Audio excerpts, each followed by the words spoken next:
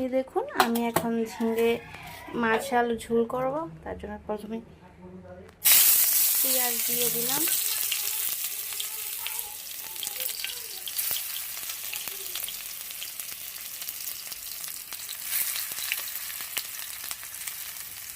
তারপর দিয়ে দিলাম মরিচ,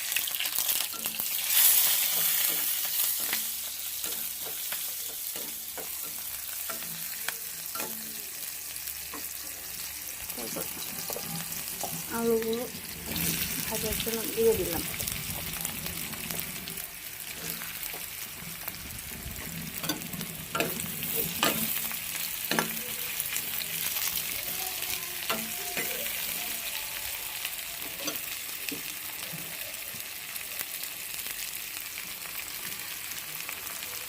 তারপর ঝিঙ্গেগুলো দিয়ে দিলাম।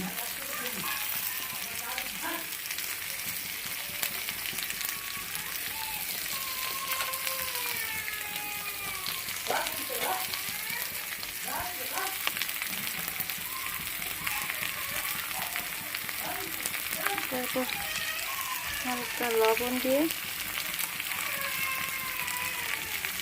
সবজিগুলোকে ভেজে নেব। এর মধ্যে আমাদের সেটগুলো আপনাদের দেখাচ্ছি। এখানে আমাদের সবজি করা হয়।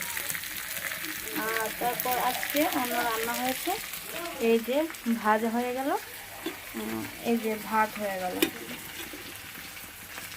আর বাকিটা এই যে হচ্ছে মাছ দিয়ে ঝিঙে দিয়ে একটা ঝোল।